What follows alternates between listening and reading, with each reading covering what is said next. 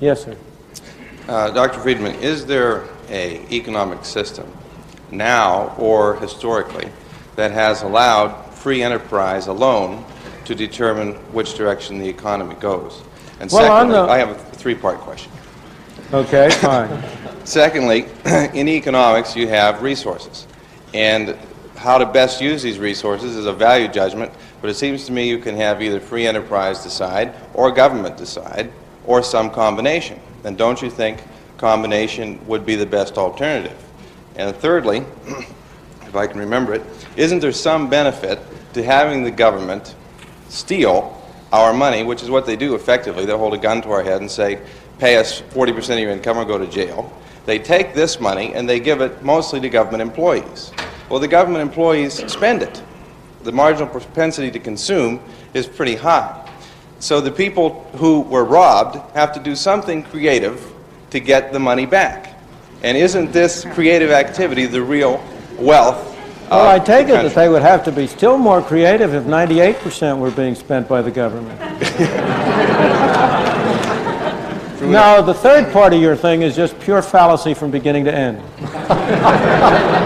Because if those people who are now government employees were employed in creative activity and productive activity, they would also be spending their money. And we'd have a greater total around. All you're doing, let's suppose for a moment, take the extreme case, that 40% is being used just to have people sit around. The fact that they spend their money doesn't alter the situation. The only product there is what the 60% produce. And that 60% is divided among the 100%. If those 40% are also producing goods, then there are more goods to go around among everybody. You are just involved in a fallacy of looking at dollars, which is important sometimes, instead of looking at the real product, the goods and services that people produce and people consume. Spending isn't good. What's good is producing. What we want to have is more goods and services. And as I say, the obvious indication that that's clear is that if your logic were right, it would apply it for 50%, 60%, 70, 90, 98, 100%. And obviously you would see that that would be a bunch of nonsense at that stage. It is desirable to have some money spent by government for those things, those services that we believe we can get more usefully and more effectively through government. If people are getting their money's worth, fine. That's why it's very desirable to have governmental expenditures take place at as local a level as possible. Because you, as a citizen of a small community, can judge whether you're getting your money's worth. You can decide that you want to spend it. But when it comes to the federal government, you tend to think that you're spending somebody else's money. And you are in a way. But he's spending yours. All right, now let me go back to the first two items. Is there any example of a society in which the fundamental determination of the direction of activity was determined by free enterprise, by free competition? Of course. Most of history. Most of societies today. The government does have 40% of our income that it spends, but it wastes half of it. So that as a matter of effective matter, 80% of our resources are being determined by free enterprise now. And if I go back to the whole period of the 19th century, to the whole period of the great growth of the U.S., to Britain in the 19th century, the period when Britain emerged as a leader of the nation, at the height of Britain's power as a leading nation in the world, at the time of Queen Victoria's Jubilee, in 1899, I think it was, or something, celebrating the 50th anniversary, the Golden Jubilee of her reign, when Britain ruled the waves and had an empire on which the sun never set.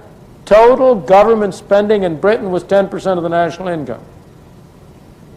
So of course there have been many examples over time at which free enterprise has dominated and predominantly been the major source of determination. Today it's true in Hong Kong and Taiwan, in many countries around the world. All right, now your second question is, does not the allocation of resources involve value judgments, and isn't it better to have that values judgment shared by government and the people? Who is government? What's government? Is that something other than you and me? Is that something than us operating through a different mechanism? Who can make value judgments? Only people.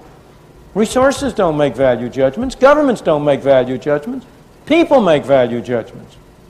And the question is, what is the most effective way in which we as people can jointly, cooperatively express our values? No, we express some of them individually in the family at home, separately, people, you and I alone. We express some of them by doing things for ourselves. We express some of them through voluntary groups, Boy Scouts, churches, charitable organizations.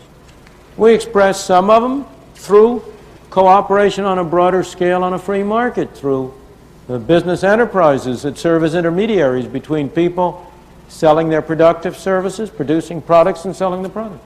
We express some of our values through doing things through government. And there's nothing wrong with doing that, provided we keep in control and don't let the government become the master instead of the servant.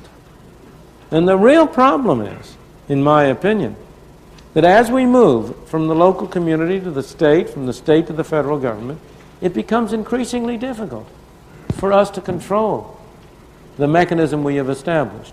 And that mechanism tends to control us. That was the great wisdom of the founding fathers of this country, of the people who wrote the Constitution. That Constitution was designed to limit government's powers in order to preserve the freedom of the individuals. And what has happened in the past 50 years is that the fundamental character of the Constitution has really been changed. We have broadened enormously the conception of what is a governmental power and what is not, and have departed from that limited government until we have created a Frankenstein, an unlimited government that threatens to destroy us.